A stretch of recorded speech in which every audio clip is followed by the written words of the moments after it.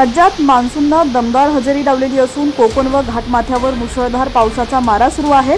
हवामान विभागाने आज 28 मे कोकण आणि पूर्व विदर्भासाठी ऑरेंज अलर्ट, तर घाटमाथा, मराठवाडा आणि अन्य भागांमध्ये विजांसह पावसाची शक्यता लक्षात घेता येलो अलर्ट जारी केलाय। बंगालच्या उपसागरात ओडिशा किनाऱ्यालगत कमी दाबाचे क्षेत्र तयार झालेले असून ही प्रणाली उत्तरेकडे सरकत अधिक तीव्र होणार आहे। विदर्भ आणि छत्तीसगड परिसरावर चक्राकार वारे सक्रिय आहेत। तसंच छत्तीसगड पासून आग्नेय राजस्थानपर्यंत हवामानात कमी दाबाचा पट्टा तयार झालाय, त्यामुळे राज्यात विविध भागात पावसाचा जोर कायम राहणार आहे। मंगळवारी 16 मेला सकाळपर्यंत मुंबईसह रायगड, रत्नागिरी, सिंधुदुर्ग जिल्ह्यात मुसळधार पाऊस झाला। मध्य महाराष्ट्र व पश्चिम घाट भागातही जोरदार पावसाच्या सरी पडल्या।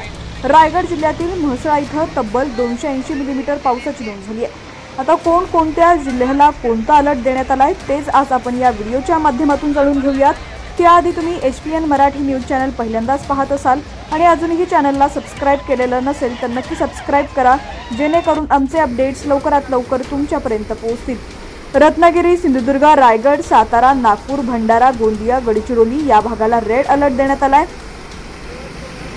तसंच सातारा, नागपूर, भंडारा, गोंदिया, गडचिरोली या भागात ऑरेंज अलर्ट देण्यात आलेला आहे।